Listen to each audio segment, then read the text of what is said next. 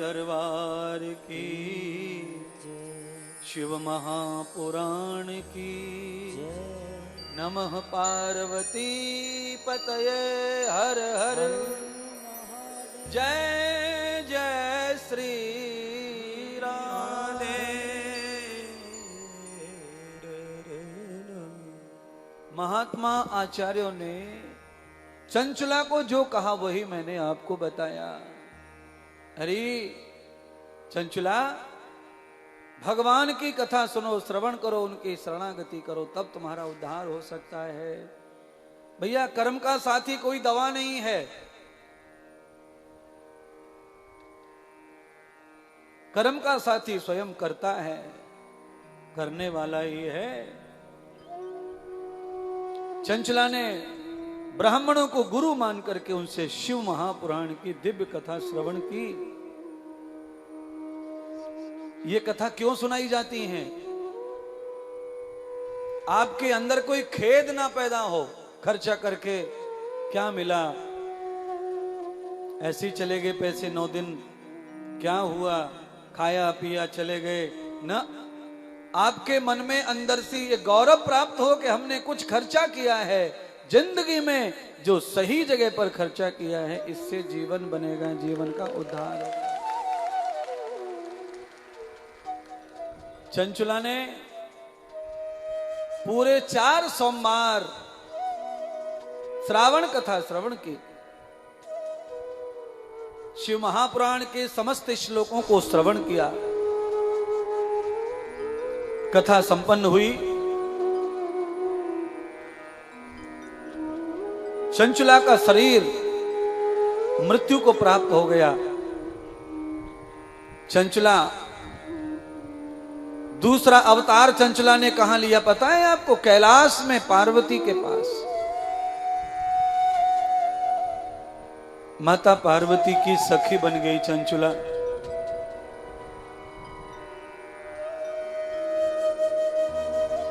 पार्वती के बराबर में बैठने का अधिकार चंचला को दिया भगवान शिव ने।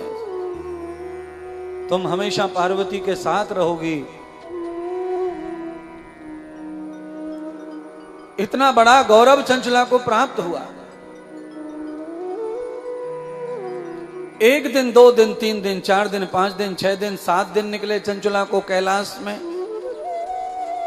पार्वती माता देख रही हैं कि चंचला को इतने भयंकर पापों के बाद मेरी सखी बनने का मौका मिला शिव कृपा से, फिर भी चंचला प्रसन्न नहीं है, आनंदित नहीं है, चेहरे पर खुशी नहीं है। क्यों नहीं है? क्योंकि चंचला कैलाश में सखी पार्वती की बन गई, पर चंचला को अपने पति की याद आ रही है। और याद ऐसे नहीं आ रही कि मेरा पति होता तो मैं भोगती ये करती ना। उसे याद ये आ रही है कि मेरे जैसे पाप करके मेरा पति भी गया है, वो किस हाल में होगा, वो कहां होगा। स्त्री को जब नरक मिलता है तो पुरुष को भी नरक ही मिलता है, ऐसे कर्म करने से। पार्वती ने पूछ लिया, चंचला क्या बात है? इतना बड़ा सौभाग्य पाकर भी तुम खुश नहीं हो, दुखी दिख रही हो, क्या हुआ बताओ।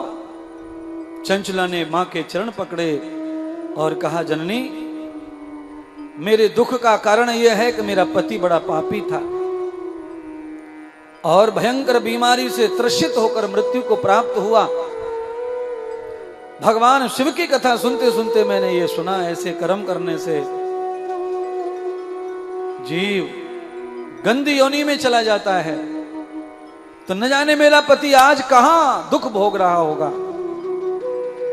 धन्य है भारत की माता, भारत की औरत, धन्य है भारत की पत्नी, जिस पति ने जीवन में एक दिन सुख दिया नहीं पत्नी को, पर पति को लिए पत्नी के दिल में आज भी जगह वही है कि कैसे भी मेरा पति उस दुख से, नरक से मुक्त हो जाए। न जाने कहां फंसा होगा, न जाने कहां रो रहा होगा। और सुनिए भारत के पतियों, तुम सब भाग्यवान हो कि तुम्हें भारत की पत्नियां और भारत में तुम्हें जन्म मिला है, पति होने का मौका मिला है। अगर यही काम तुम्हारा लंदन, इंग्लैंड, पेरिस में होता तो तुम्हें 2 टके का कुछ नहीं होता, पति पति कुछ नहीं होता। फिर तुम भारत में पति होने का गर्व होता है, और भारत में अकेला भारत में ही ऐसा है कि थोड़ा बहुत आंखें दिखा सकते हो पत्नी को। कभी मन आ गया मनोरंजन में थप्पड़ भी मार सकते हो, एक आध गाली गलौज कर सकते हो, और उसके बावजूद भी पत्नी तुम्हारा नाम नहीं छोड़ती, तुम्हारा घर नहीं छोड़ती, तुम्हारी पूजा नहीं छोड़ती, तुम्हारी सेवा नहीं छोड़ती। ये सिर्फ भारत में ही संभव है। इसीलिए पत्नियों के पाकर के आप धन्य हो गए सब पति, ऐसे ही पत्नियां भी धन्य हो जाएं तुम्हें पाकर, तुम ऐसे हो जाओ अच्छे। पत्नियों को ऐसा लगे कि अगले जन्म में यही मिले, यही मिले अगले जन्म में, अगले जन्म में यही मिले, ऐसा पत्नी रोज कहे पूजा में बैठ के।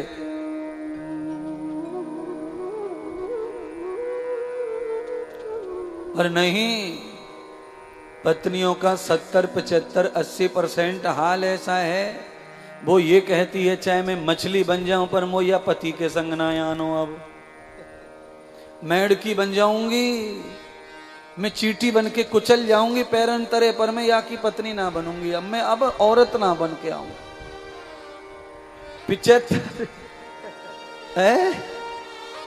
75% महिलाओं का यही मंत्र चल रहा है। किसी जन्म का पाप बस भर लिया, अब नहीं, अब नहीं, अब नहीं, अब नहीं, अब नहीं। इसलिए अरे पतियों, तुम्हारी पत्नी तुम्हारे अलावा किसी का नाम ना निकाले, ऐसा कर लो, इतना खुश कर दो उनको। हाँ,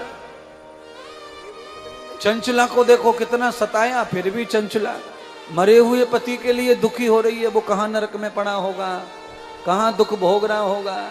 हे माता पार्वती, जैसे भगवान शिव ने मुझ पापिन पे कृपा करके आपकी सखी बना दिया है, ऐसे ही आप मेरे पति पे कृपा करके भगवान का गण बना दो, तब जाकर मैं खुश रह पाऊंगी, नहीं तो मैं खुश नहीं रह सकती।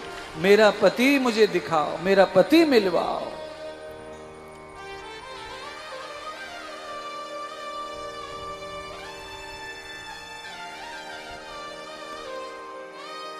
भारत की औरत, भारत की पत्नी जो है ना, बड़ा इंतजार करे पति का। भारत की औरत के अंदर ये संस्कार है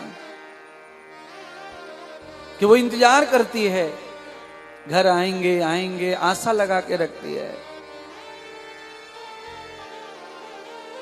और ये भाग्य भारत का कि ये भाव, ये संस्कृति, ये चरित्र औरतों में भारत में पाया जाता है। इसीलिए भारत माता का गौरव जितना ज्यादा करो उतना कम है महाराज। भारत की धरती से शरीर का निर्माण हुआ है तुम्हारा, भारत की सांसें ले रहे हो, भारत का अन्न खा रहे हो, ये बहुत अच्छी बात है। बस अगर कोई खराबी हुई है भारत में तो एक ही खराबी हुई है कि अब हम दूसरे की उगली हुई भाषा का शिक्षण कर रहे हैं।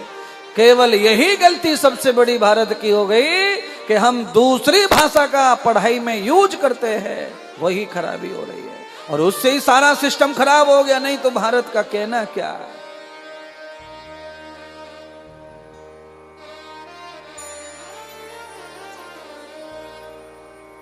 भारत की धरती में भयंकर कलयुग चल रहा है, पर इस कलयुग में भी भारत की धरती के नर नारी में सीताराम बसे हैं महाराज।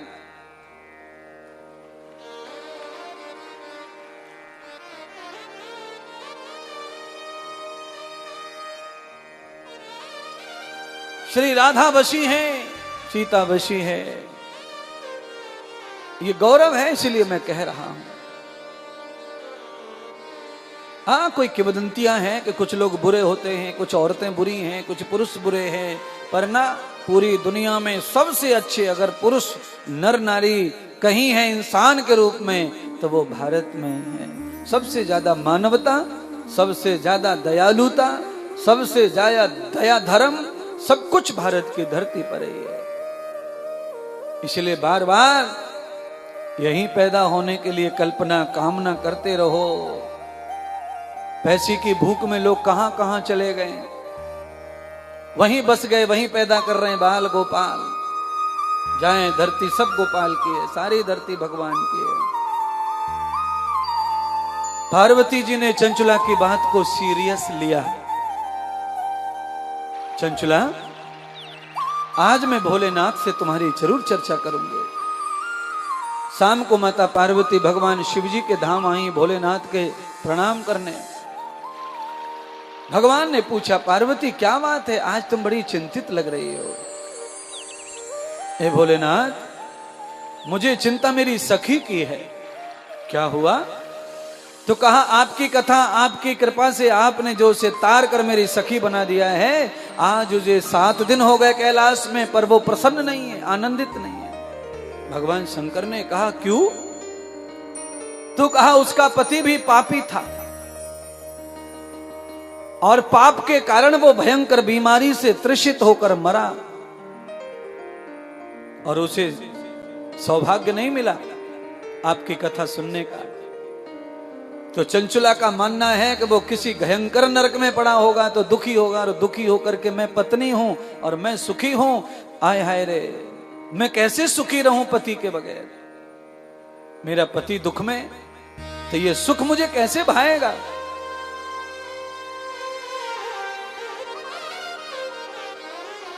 भगवान शिव जी ने कहा, देवी चंचला की इच्छा पूरी करो, उसके पति का भी कल्याण होगा। तो कहा, महादेव कैसे कल्याण होगा? तो भगवान शिव जी ने कहा, कल्याण तो उसी से ही होगा जैसे चंचुला का हुआ है। पिशाच को ढूंढा जाए। माता पार्वती ने ध्यान किया, पिशाच मिल गया। मद्राचल पर्वत पर पिशाच जो है पड़ा हुआ था, भूखा प्यासा तरस रहा था, चीख रहा था, रो रहा था। भगवान शिवजी ने कहा कि उसे कथा सुनाई जाए हमारी। अब सवाल उठा के कथा उसे सुनाएगा कौन? तो भगवान शिवजी ने अपने शिष्य को बुलाया जो शिवजी की कथा गाते थे। नारद के ही दूसरा रूप है, नारद की तरह ही देवताओं में आते हैं, जिनका नाम है तंबरू भगवान। भगवान शिवजी ने तंबरू को बुलवा करके मद्राचल पर्वत पर भेजा और जाकर कहा कि जाओ शिव के स्तुति करो, शिव के गीत गाओ। बीणा लेकर के तंबरू पहुंचे मद्राचल पर्वत पर, कथा गाने लगे, पर पिशाच कथा को सुन नहीं रहा। कभी यहां बैठता, कभी वहां बैठता, कभी वहां जाता, कभी यहां आता। कथा में इधर उधर इधर उधर उधर उधर उधर उधर हो रहा था। तो तंबरू ने कहा कि ये आसन जब तक नहीं लेगा तब तक इसका कथा कल्याण नहीं करेगी। इसीलिए भगवान श्री सूत कहने लगे सौनक आदि 88,000 ऋषियों से, अरे ऋषियों, जब भी कोई महात्मा संत व्याख्यान करें, कथा गाएं, तो फिर हमें जगह जगह बार बार उठना बैठना घूमना नहीं चाहिए, नहीं तो ये कथा हमारे कल्याण के लिए कम हो जाएगी, बाधक बन जाती है। इसीलिए कथा में बैठ गए एक आसन पर तो निवृत्त होकर बैठे, ऐसा कहा गया है। मल से, मूत्र से, थूक थकार से, जल से, पानी से, सबसे निवृत्त होकर बैठे और एक आसन पर बैठकर कथा का नृत्य आनंद करें, प्रसन्न होकर कथा को गाएं, श्रवण करें।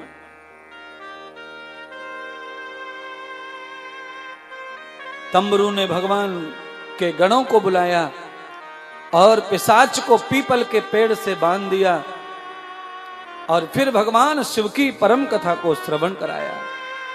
जैसे जैसे शिव की कथा चलती जा रही थी, पिशाच के शरीर में मांस पैदा हो रहा था, रक्त पैदा हो रहा था, मंजा पैदा हो रही थी, चमड़ी पैदा हो रही थी, पिशाच में रूप आ रहा था।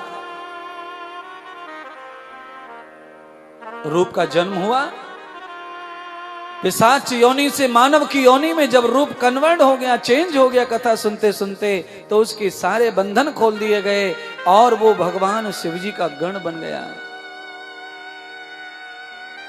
शिव कथा यही कहती है कि आज पत्नी की वजह से पिशाच योनि में गए हुए उस ब्राह्मण को भगवान के गण बनने का अवसर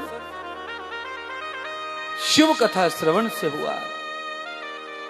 और इसमें कोई शक नहीं है, भगवान शिव जी की, भगवान राम की, भगवान कृष्ण की, किसी भी देव का जब हम चरित्र श्रवण करते हैं,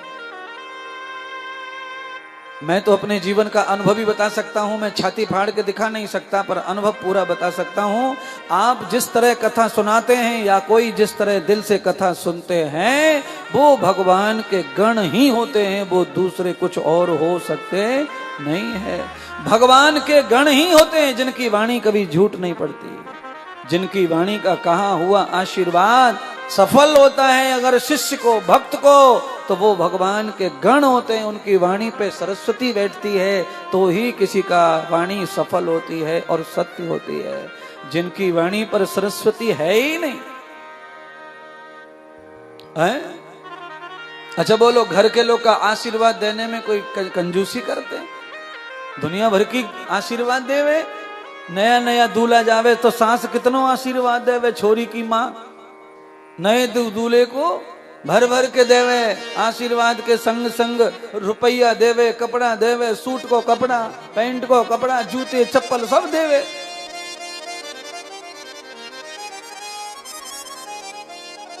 पर आशीर्वाद लगता नहीं सास का जमाई को। चाची ने आशीर्वाद दिया, मौसी ने दिया, सब दे रहे हैं। माता पिता भी आशीर्वाद देते, कौन श्राप देता अपने बच्चों को? सब आशीर्वाद देते, पर कहां लग रहा? अगर माँ बाप का आशीर्वाद लग जाए तो बच्चों का तो कब का कल्याण हो गया होता, कब से देने में लगे पड़े। वो तो हर एक बर्थडे में दुनिया भर का देते हैं। क्यों नहीं लग रहा आशीर्वाद ज्यादा? क्योंकि ये जितनी जनता है माता पिता के, चाची चाचा मौसी के रूप में, ये भगवान के गण नहीं है, इसीलिए इनकी वाणी में यश नहीं है। भगवान के गण जो बन जाते हैं उनकी वाणी में यश आता है, उनके दृष्टि में यश आता है, उनके स्पर्श में यश आता है। वो देख लें तो कल्याण, छू लें तो कल्याण, बोल दें तो कल्याण, और डांट दें तो परमानेंट कल्याण। डांट में तो ज्यादा ही कल्याण होता है, महापुरुषों की डांट में बहुत उद्धार है। अच्छा, पर आप लोग कैसे? आप लोग प्यार के भूखे, आपको प्यार होना, प्यार होना, प्यार होना। अरे महाराज, प्यार ज्यादा करते हैं तभी तो डांटते हैं, बिना प्यार के कौन किसी को डांटेगा? हरिद्वार की हर की पौड़ी में 1 लाख औरतें, 1 लाख पुरुष हैं, वहां डांटने गए हम किसी को? क्या लेना देना है हमको? डांट भी उसी पे पड़ती है जो अपना अंग बना हो, जो अपना संग बना हो। काहे को डांटेंगे भैया किसी को? क्यों डांटे भाई? समझाना है और डांटना सब एक बराबर है। ताड़ना श्रेणियो गुण, लालना श्रेणियो दोष। मनुस्मृति। माता पिता गुरुजन औलाद को और शिष्य को अगर ज्यादा लाड़ लड़ाएंगे तो बर्बाद करके रख देंगे, ये दोष है। और प्यार भी करें और समय पे डांट भी दें तो ये गुरु, ये माता पिता असली गुरु और असली माता पिता हैं, जो समय आने पर डांटते, समय आने पर पुचकारते, दुलारते, प्यार करते, डांट की जगह डांट करते हैं।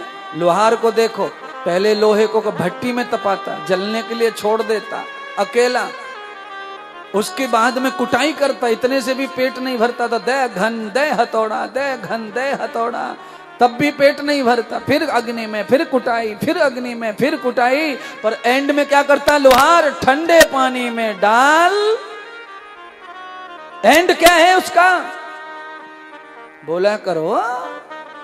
ठंडे पानी में डाल देता है, क्योंकि लोहार जानता है कि बन के तैयार हो गया तलवार अब ठंडे पानी में डाल के इसको आराम दो, सुख दो, क्योंकि अंदर से लोहार उस लोहे को बेहद प्यार करता है, इसीलिए उसे बार बार तपा तपा कर कूट कूट करके हथियार बना रहा है दुनिया के लिए, उसकी कीमत खड़ी कर रहा है। ऐसे ही महात्मा संत गुरु, ऐसे ही माता पिता होने चाहिए, जिनको प्यार ज्यादा करते हैं उनकी खूब खूब कुटाई और पिलाई करो।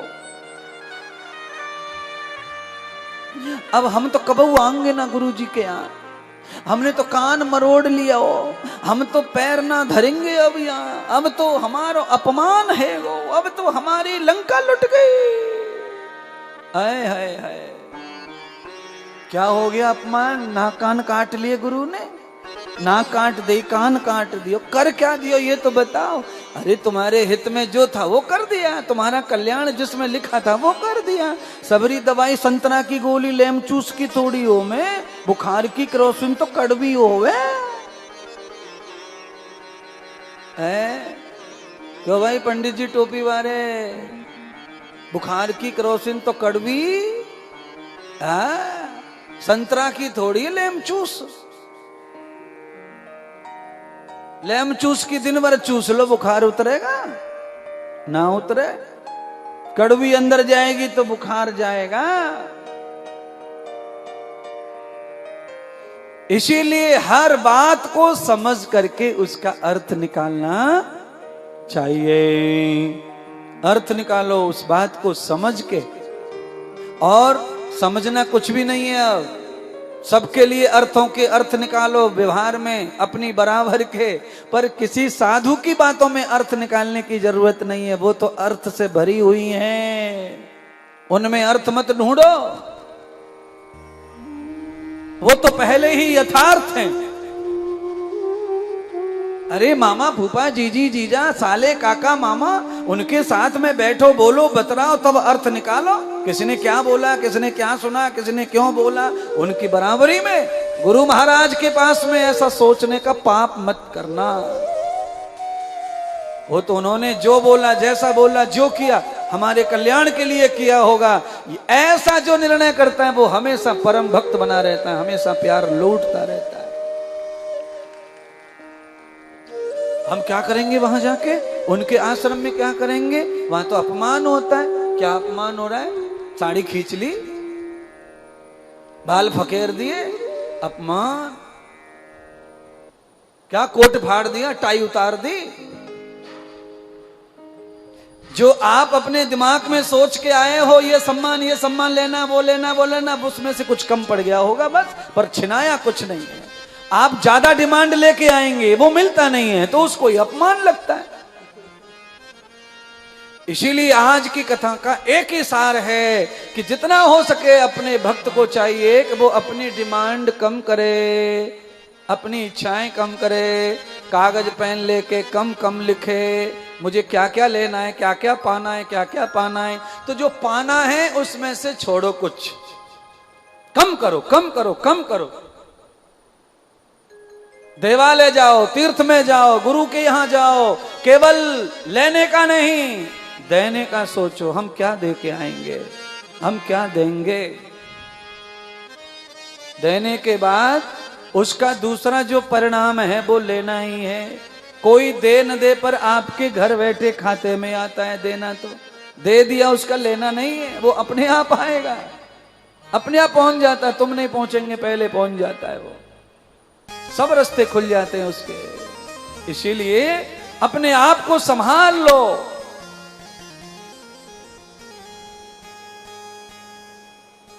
और ये सब होता क्यों है? ज्यादा इच्छा की वजह से होता है। आप ज्यादा इच्छा कर लो किसी से, किसी को ज्यादा चाह लो, और चाहना अच्छी बात है, पर चाहना में चाहना पैदा कर लो तो ये लफड़े होते हैं, दुख आता है, क्लेश आता है, रुकावट आती है। आप किसी को कितना भी चाहो पर उनसे कुछ मत चाहो। आप किसी को कितना भी चाहो पर उनसे कुछ भी, तो आप हमेशा खुश रहेंगे। और जिनको हम चाहते हैं उनसे हमें सब प्राप्त होता है, बिन मांगे सब प्राप्त होता है। क्योंकि तुम्हारी चाहत में सच्चाई है तो दुनिया इधर से उधर हो जाएगी, पर तुम्हारी चाहत पूरी होगी।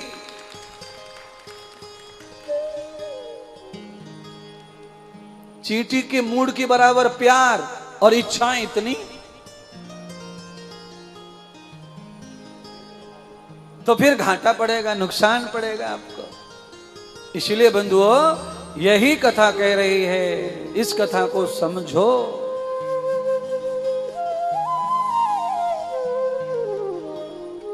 मन के भरोसे तू रहना नहीं, मन के भरोसे तू रहना नहीं, जिन्हें अपना समझे उनसे कुछ कहना नहीं।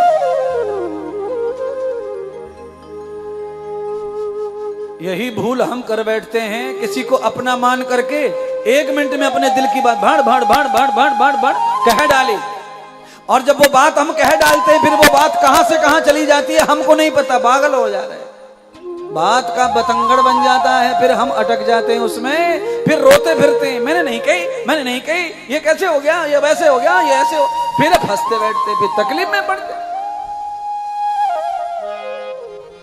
मन के भरोसे रहना नहीं, जिन्हें अपना समझे हो उनसे कुछ कहना।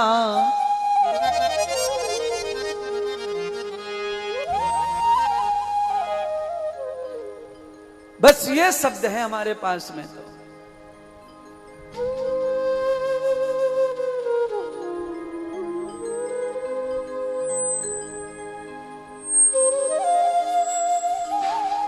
कल्याण नहीं है किसी विध दूसरी तरीके से, एक ही गुण है वो, दूसरा कोई गुण नहीं है जो कल्याण करे। एक ही गुण से कल्याण होगा, और वो गुण कौन सा है? वो गुण है वही भजन, ईश्वर जतन, परमात्मा का। और ये सारे दोष हमारी संकल्पना, इच्छाओं के बढ़ जाने से होते हैं। हमारी जब इच्छाएं संतुलित रहती है और हमारी चाहत का वेग ज्यादा रहता है तो हमारी हर इच्छा पूरी होती है। हमारे अंदर चाहत कम और चाह ज्यादा, तो हमारी इच्छाएं नहीं पूरी होंगी और संकट ही संकट लगेगा, अपमान अपमान लगेगा।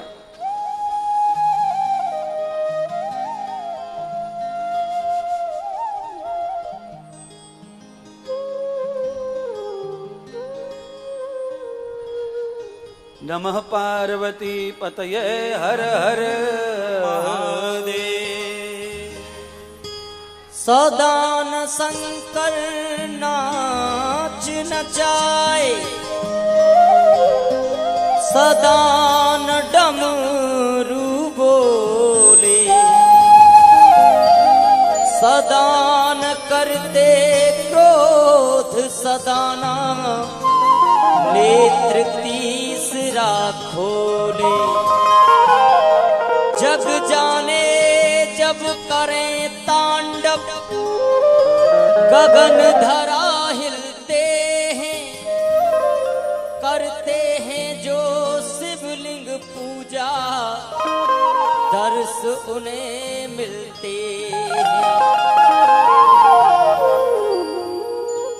हमें भी तू अपने, हमें भी तू अपने गले से लगा ले, डमरू वाले, ओ डमरू वाले, डमरू वाले, ओ डमरू वाले।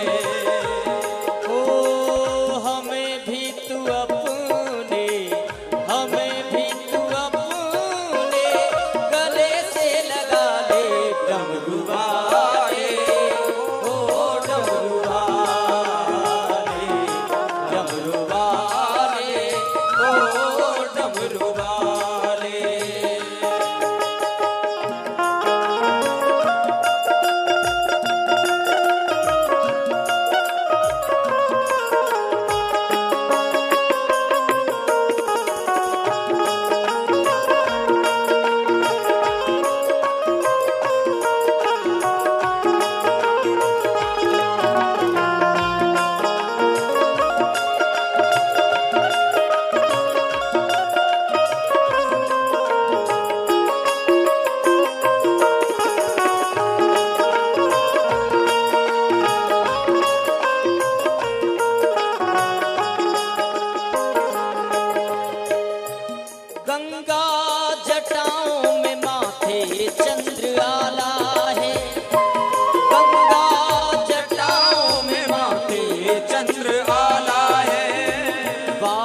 बंद बिच्छुओं के गले नाग डाला है, बाजू बंद बिच्छुओं के गले नाग डाला है।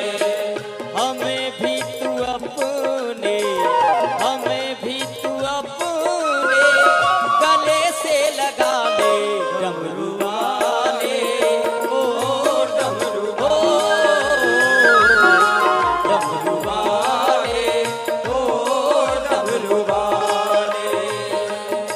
मेरा शंकर मेहरबान, मेरा भोला मेहरबान, मेरा शंकर मेहरबान, मेरा भोला मेहरबान।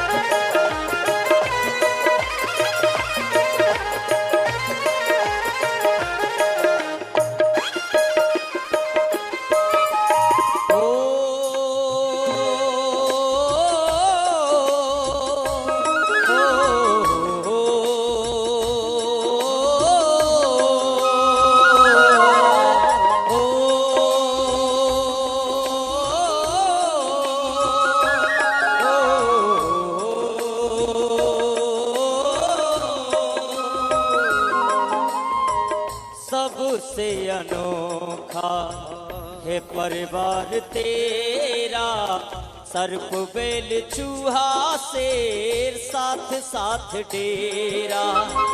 प्रेम का प्रतीक भोले कैलाश पर है, एकता अखंडता भी तेरी आस पर है। अपना बना के हमें भी निभा ले डमरू वाले, ओ डमरू वाले,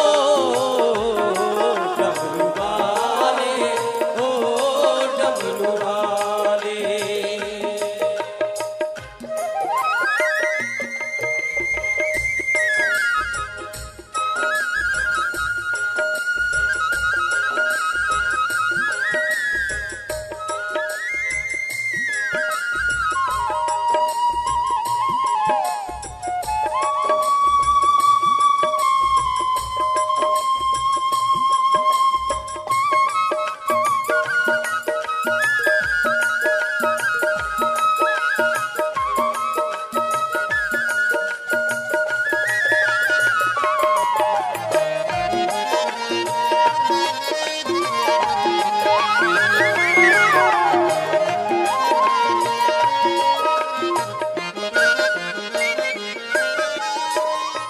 भोले भक्तों को बाबा भोला भाला है, भोले भक्तों को बाबा भोला भाला है। क्रोध किया जिस पे तुमने भस्म कर डाला है, क्रोध किया जिस पे तुमने भस्म कर डाला है। भस्म मेरी भक्ति की, भस्म मेरी भक्ति की तन पे रमा ले डमरू वाले, ओ डमरू वाले, डमरू वाले, ओ डमरू वाले, डमरू वाले,